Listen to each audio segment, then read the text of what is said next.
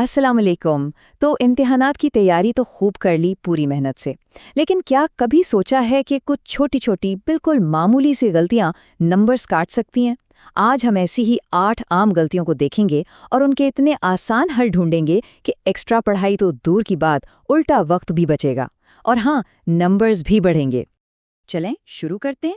सबसे पहली और सबसे ज़रूरी बात ये समझना है कि पेपर चेक कौन कर रहा है। ये कोई मशीन नहीं, एक इंसान है, एक एग्जामिनर जिसके पास सोचिए सैकड़ों कॉपियां हैं और टाइम बहुत कम। वो लफ्ज़ बलफ्ज़ सब कुछ नहीं पढ़ सकता। बस हमने इसी बात का फ़ायदा उठाना है, अपने पेपर को इतना साफ और इतना क्लियर बनाना है कि एग्जामिनर को मेहनत ना करनी पड़े और वो खुशी खुशी पूरे नंबर दे दे। तो सबसे पहले बात करते हैं इन 4 गलतियों की जो पेपर की प्रेजेंटेशन यानी उसकी दिखावट से जुड़ी हैं। और हो सकता है कि अनजाने में ये गलतियां हो रही हों। कहते हैं ना, first impression is the last impression. यहाँ भी वैसा ही कुछ है। ओके, तो गलती नंबर 1, और ये तो बहुत ही आम है, इम्तिहान शुरू होते ही स्केल और मार्कर निकालकर मोटी मोटी हाशिया लाइनें खींचना। इस चक्कर में कितने कीमती मिनट बर्बाद हो जाते हैं। सच पूछें तो इसकी कोई ज़रूरत ही नहीं होती। एग्जामिनर को जवाब से गर्ज है, आर्ट वर्क से नहीं। ये सीधा सीधा वक्त ज़ाया करना है। दूसरी गलती जो स्पीड पर ब्रेक लगा देती है वो है रंग बेरंगे पेन और मार्कर्स का इस्तेमाल। सवाल नीले पेन से, हेडिंग काले मार्कर से, अहम पॉइंट के लिए फिर पेन बदलना। इस सब में ना सिर्फ लिखने की रफ्तार कम होती है बल्कि ध्यान भी बार बार बढ़ता है, और जब फोकस टूटता है तो जवाब का मयार भी गिरता है। तो इसका सीधा सा उसूल है, सादगी में ही तेजी है। सवाल नंबर लिखना हो या जवाब, सब कुछ एक ही पेन से लिखें। हाँ, एक एक्स्ट्रा पेन पास जरूर रख लें ताकि अचानक इंक खत्म होने पर किसी से मांगने में टाइम वेस्ट ना हो। अच्छा, अब आती है तीसरी गलती, और ये बहुत बहुत बड़ी गलती है। जब जवाब एक दूसरे से बिल्कुल जुड़े हुए होते हैं, गिच पिच, तो एग्जामिनर बेचारा कंफ्यूज हो जाता है। उसको समझ ही नहीं आता कि एक जवाब कहाँ खत्म हुआ और दूसरा कहाँ शुरू। और याद रखें, एक उलझा हुआ एग्जामिनर नंबर देने में कंजूसी ही करता है। और इसका हल बहुत ही सिंपल, हर जवाब के बाद कम से कम 3 लाइनें खाली छोड़ दें। इससे पेपर खुला खुला, साफ और पढ़ने में आसान हो जाता है। और एक बात हमेशा याद रखें, जो पेपर पढ़ने में आसान होता है उस पर नंबर भी आसानी से मिलते हैं। ठीक है, अब चौथी गलती, राइटिंग से मुताल्लिक। माना कि सबकी लिखाई मोतियों जैसी नहीं होती और उसमें कोई बुरी बात भी नहीं, लेकिन अगर अल्फाज बहुत छोटे और आपस में जुड़े हुए हों तो लिखाई को पढ़ना लगभग नामुमकिन हो जाता है। खुद सोचिए, अगर एग्जामिनर जवाब पढ़ ही नहीं पा रहा तो वो नंबर देगा कैसे? इसका हल सोच से भी ज्यादा आसान है। आपको अपनी पूरी लिखाई बदलने की जरूरत नहीं है। सिर्फ लफ्जों का साइज थोड़ा सा बड़ा कर दें और उनके बीच में थोड़ी सी जगह छोड़ दें। बस आप देखेंगे कि लिखाई खुद ब खुद पढ़ने के काबिल हो जाएगी। ये इतना आसान है कि आप अभी ट्राई कर सकते हैं। अच्छा, तो पेपर की प्रेजेंटेशन तो ठीक हो गई। पेपर अब साफ सुथरा दिख रहा है। अब आगे बढ़ते हैं और देखते हैं कि जो कुछ हमने पढ़ा है उसको पेश करने की बेहतरीन स्ट्रैटेजी क्या होनी चाहिए ताकि हम ज़्यादा से ज़्यादा नंबर ले सकें।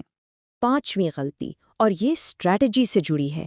अक्सर स्टूडेंट सवाल नंबर 1 से शुरू करते हैं और बिल्कुल तरतीब से चलते हैं, लेकिन सोचिए अगर पहला ही सवाल मुश्किल आ गया तो वहाँ पे ही सारा कॉन्फिडेंस, सारा मोराल डाउन हो जाता है और कीमती वक्त भी ज़ाया। ये तो वैसे ही बात हुई कि जंग शुरू होने से पहले ही हार मान ली। तो स्मार्ट तरीका क्या है? पेपर मिलते ही सबसे पहले वो सवाल करें जो सबसे अच्छे आते हैं, चाहे वो सवाल नंबर 10 ही क्यों ना हो। इससे क्या होगा, कुछ नंबर तो फौरन पक्के हो गए और कॉन्फिडेंस भी आसमान पर। जो मुश्किल सवाल हैं उनके लिए जगह छोड़ दें और आगे बढ़ें। जब बाकी पेपर हो जाए तो आखिर में सुकून से उन मुश्किल सवालों पर वापस आएं। ये स्ट्रैटेजी इम्तिहान के प्रेशर में ठंडा रखेगी। अब आती है गलती नंबर 6, और ये एक ऐसी गलती है जिसको हम कह सकते हैं इम्तिहान का गुनाहे कबीरा। किसी भी सवाल को बिल्कुल खाली छोड़ देना, ये अपने हाथों से खुद को 0 नंबर देने के बराबर है। ऐसा कभी कभी मत करें।